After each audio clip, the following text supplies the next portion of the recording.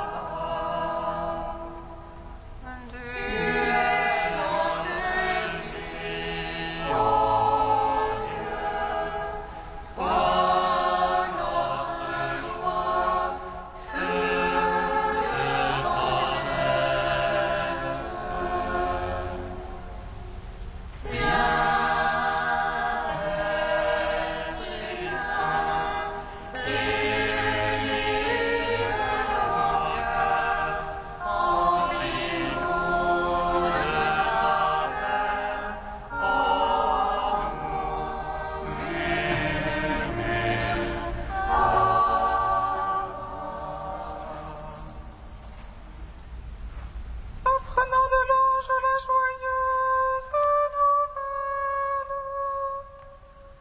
De la résurrection de Seigneur, rempli de force et de paix par le Saint-Esprit, les saints femmes coururent annoncer aux apôtres le Christ a triomphé de la mort, il est ressuscité entre Dieu, pour donner au monde la grâce du salut.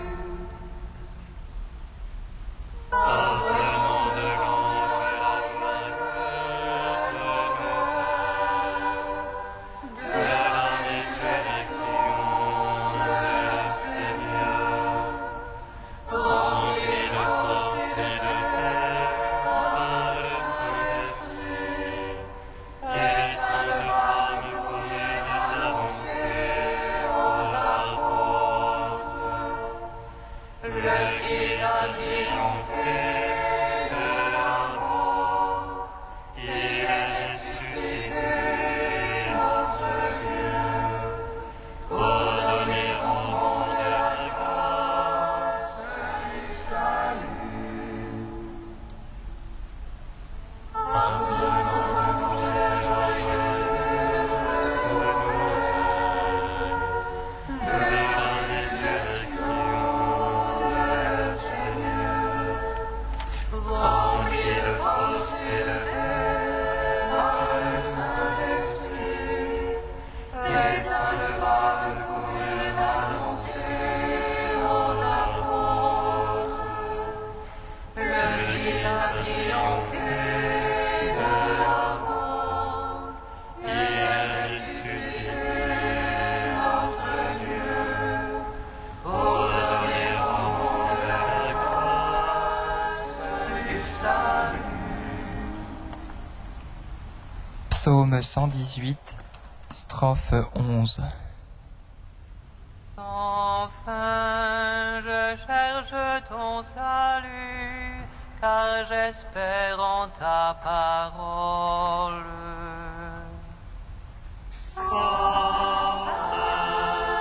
Je cherche ton salut, car j'espère en ta parole.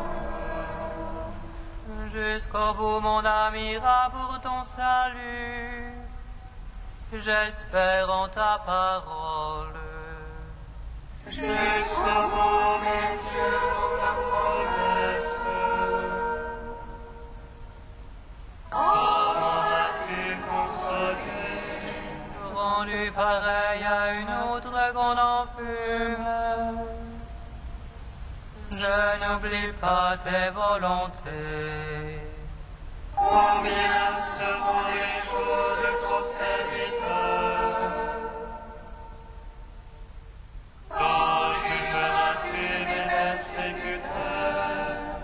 superbe me creuse les fosses à l'encontre de ta loi. Vérité, tous tes ordres de moi. Quand le mensonge me persécute, On viendrait à bout de moi sur terre, sans que je laisse tes préceptes. selon ton amour, vivifie-moi. Je garderai ton témoignage. Gloire au Père, au Fils, au Saint-Esprit. Oh, les ciels, amen. Sans fin, je cherche ton salut, car j'espère en ta parole. Psaume 40. Seigneur, tu as sauvé mon âme de la mort. Je marche en ta présence sur la terre des vivants. Seigneur, tu as sauvé mon âme de la mort. Je marche en ta présence sur la terre des vivants. Heureux qui pense aux pauvres et aux faibles, au jour de malheur le Seigneur le délivre. Dieu le garde, il lui rend vie et bonheur sur terre. Oh, ne le livre pas à l'appétit de ses ennemis. Le Seigneur le soutient sous son lit de douleur. Tu refais tout entière la couche où il languit. Moi j'ai dit qui est pour moi, Seigneur. Guéris mon âme car j'ai péché contre toi. Parlant de moi, mes ennemis me malmènent. Quand va-t-il mourir et son nom périr? Bientôt me voir, on dit des paroles en l'air. Le cœur plein de malice, on des blatères au dehors. Tous ralentis, mes ennemis chuchotent contre moi. Ils supputent contre moi le malheur qui est sur moi.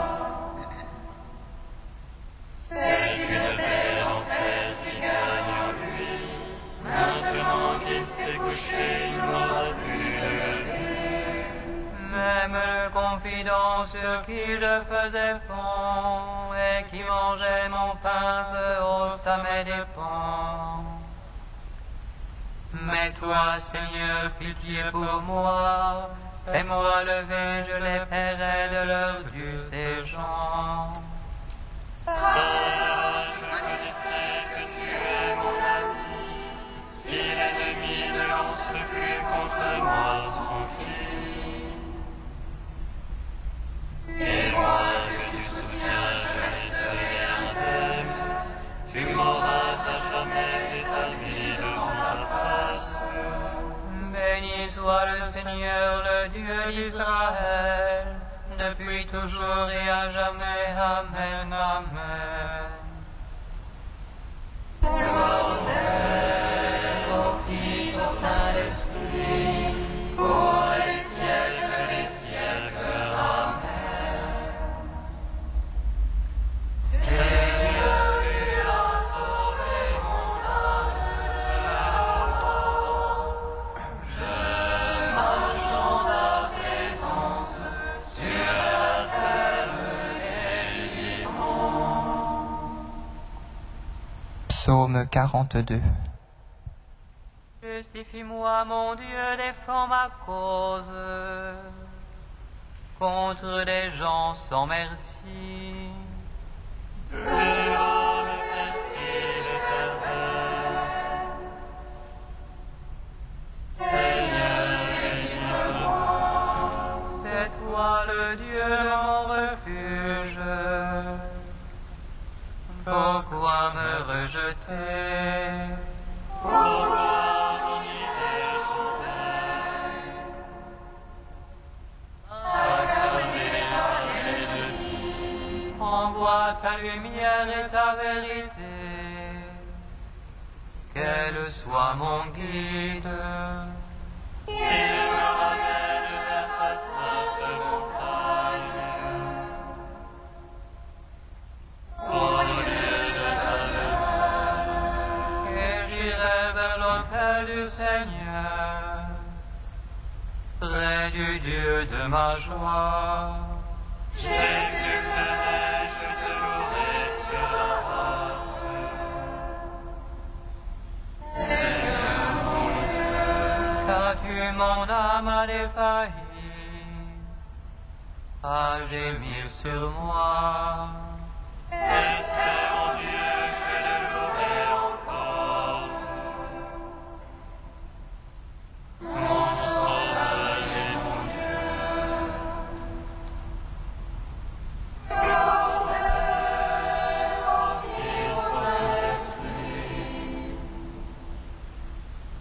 Pour les siècles des siècles, Amen. Seigneur, tu as sauvé mon âme de la mort. Je marche en ta présence sur la terre des vivants. Cantique d'Isaïe, page 282. Il a mesuré dans sa main l'eau de la mer, évalué à l'empan les dimensions du ciel, jaugé au boisseau la poussière de la terre, pesé les montagnes à la balance. Quel homme de conseil peut instruire le Seigneur, qui peut diriger l'Esprit de Dieu? Qui a-t-il consulté qui lui fasse comprendre, qui lui enseigne la connaissance? Les nations sont comme une goutte au bord d'un seau, comme une miette sur la balance. Les îles pèsent comme un grain de poussière, n'ayant devant Dieu toutes les nations. À qui comparez le Seigneur? Quelle image pourriez-vous en donner? Ne le savez-vous pas, ne l'avez-vous pas appris? N'avez-vous pas compris la fondation du monde? Il trône au-dessus du cercle de la terre, dont les habitants sont comme des sauterelles. Il tend les cieux comme une toile, les déploie comme une tente. Levez les yeux au ciel et regardez, qui a créé les astres? Le Seigneur déploie en ordre de l'armée et les appelle chacun par son nom. Rendez gloire au Père Tout-Puissant, à son Fils Jésus-Christ le Seigneur. À l'Esprit qui habite en nos cœurs, pour les siècles des siècles. Amen.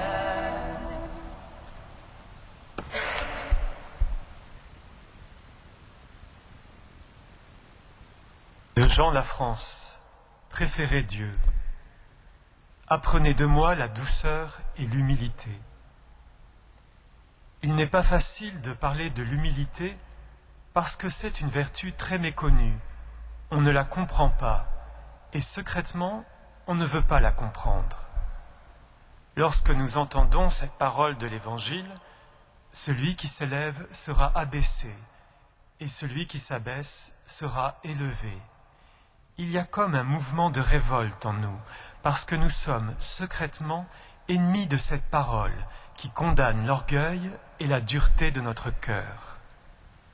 Et cependant, rien ne peut nous séparer de l'amour du Christ, si ce n'est l'orgueil.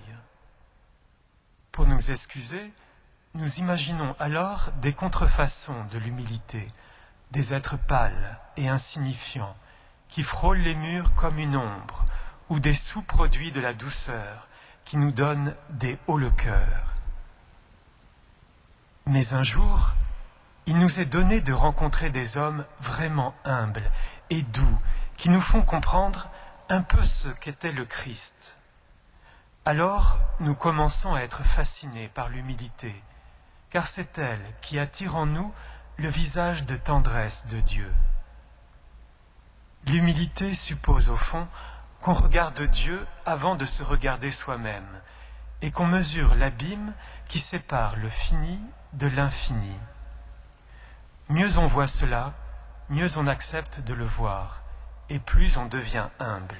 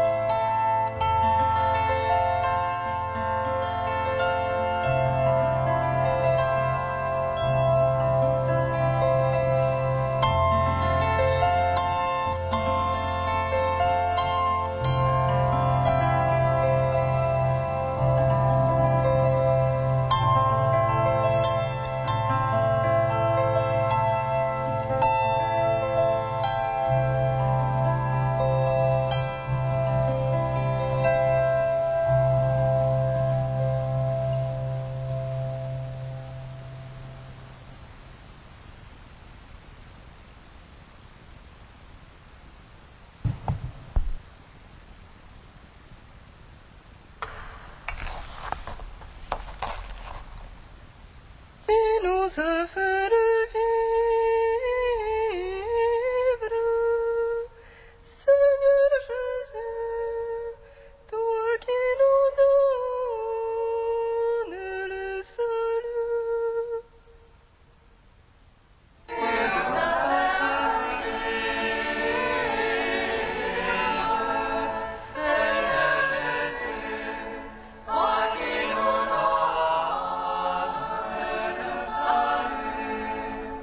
La grâce de Dieu se manifeste pour le salut de tous les hommes.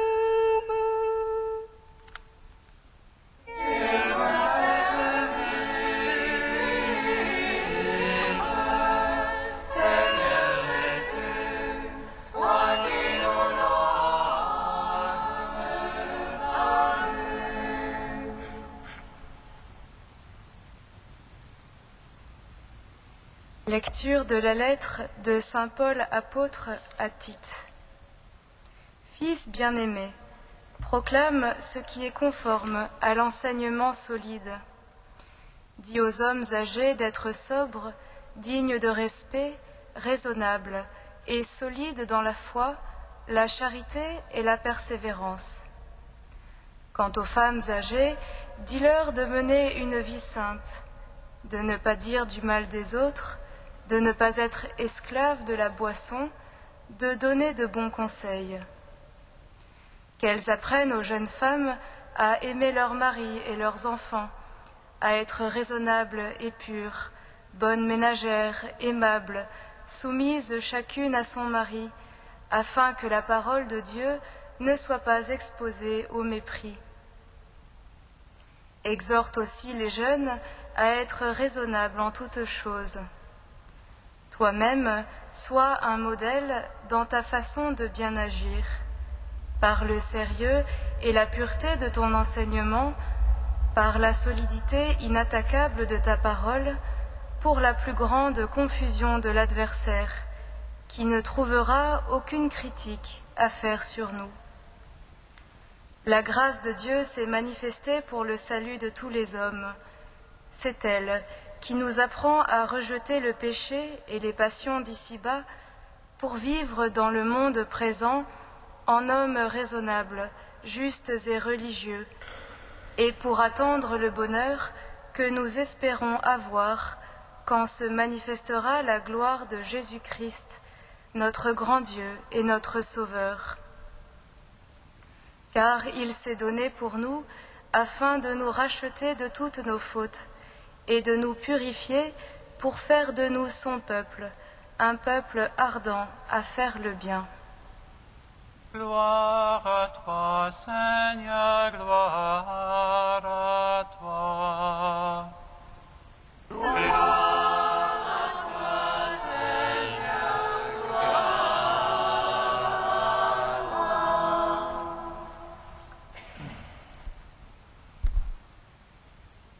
Raisonnable.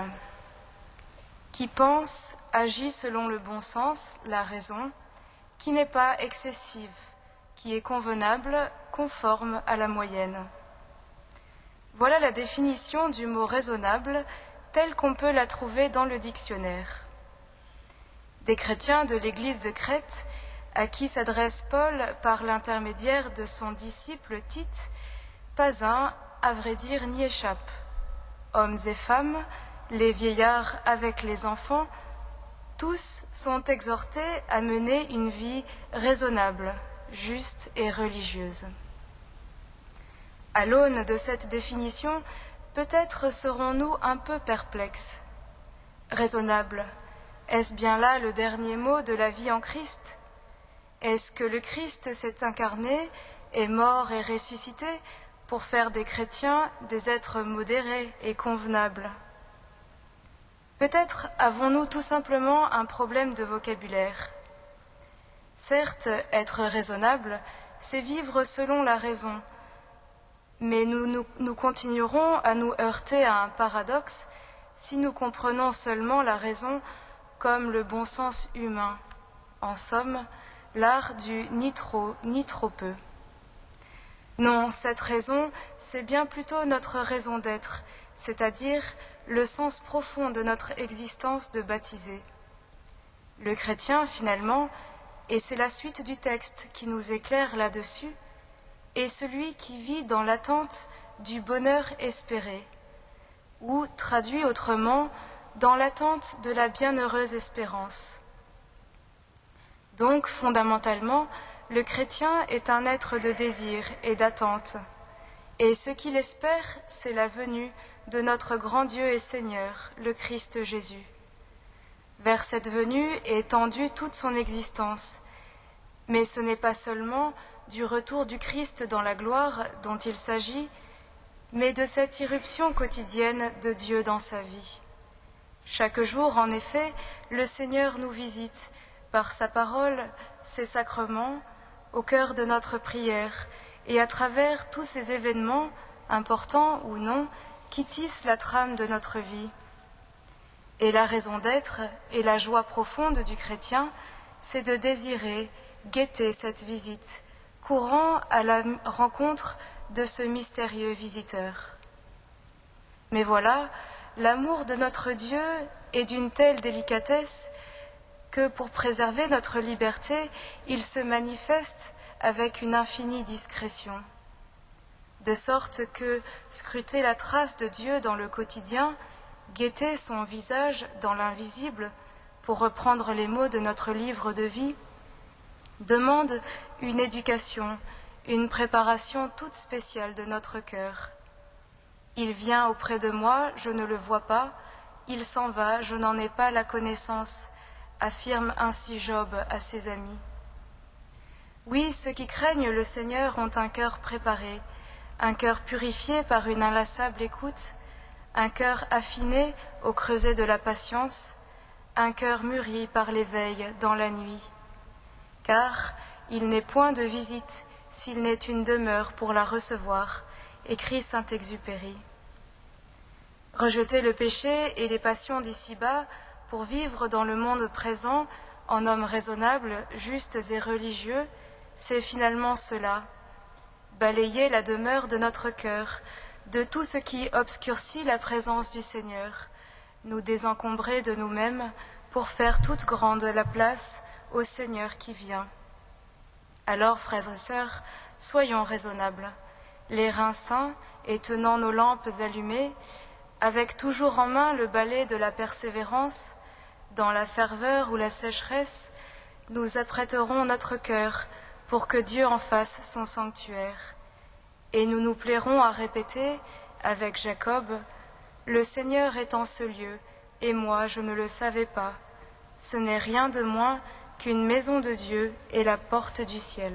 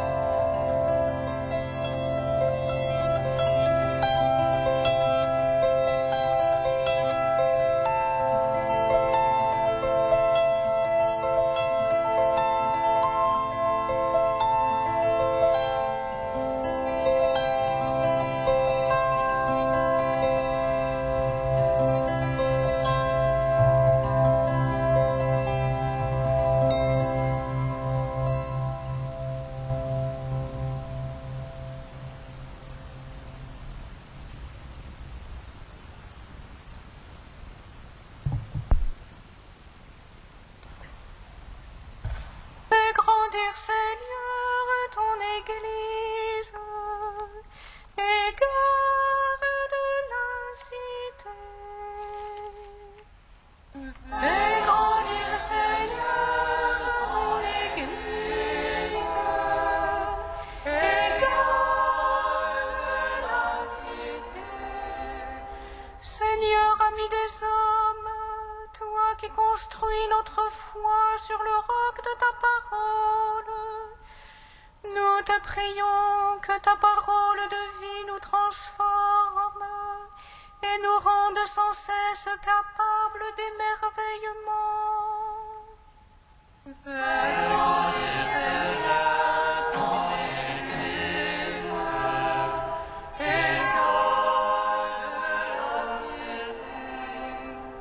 ton nom soit porté aux extrémités de la terre, afin que tous les hommes découvrent tes sentiers.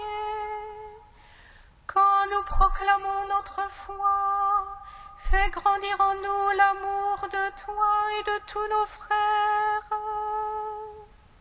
Fais grandir, Seigneur, ton Église, et garde la cité.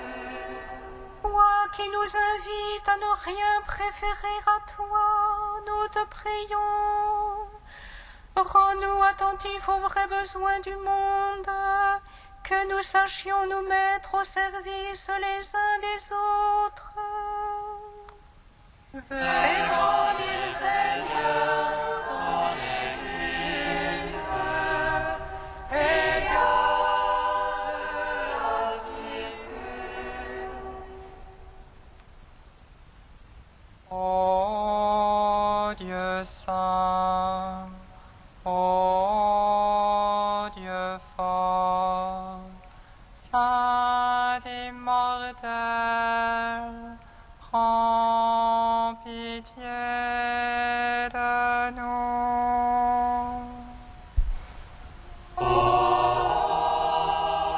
Dieu saint, Dieu fort, saint immortel, prends pitié de nous.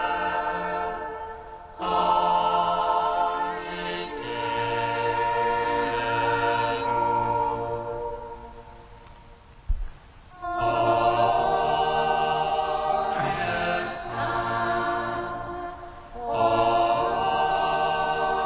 Dieu fort, saint immortel, prends pitié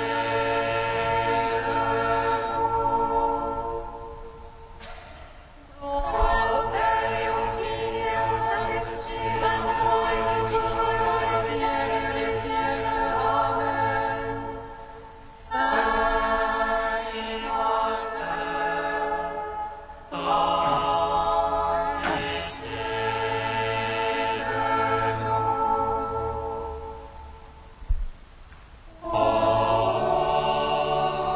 Dieu saint, Dieu fort, saint immortel, prends pitié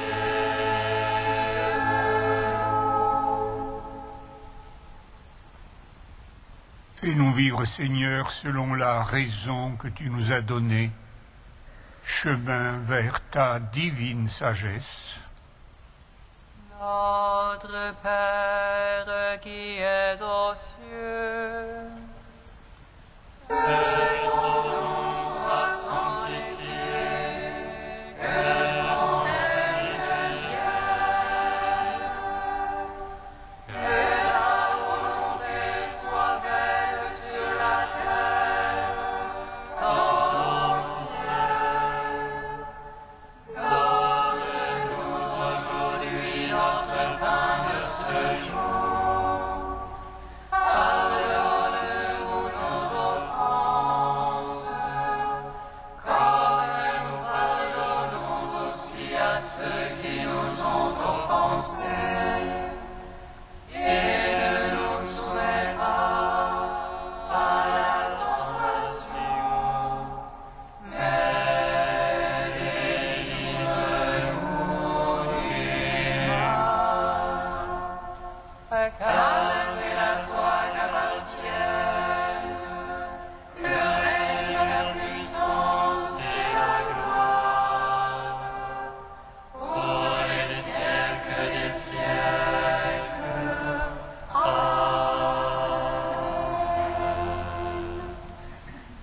prions le Seigneur.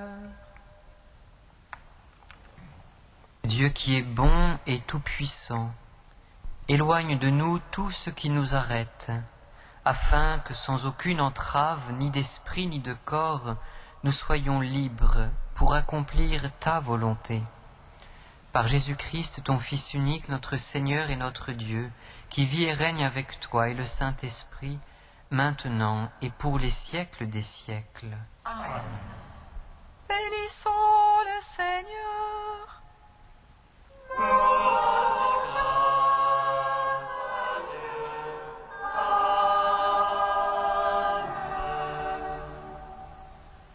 L'ange annonça à Marie qu'elle serait la mère du Sauveur.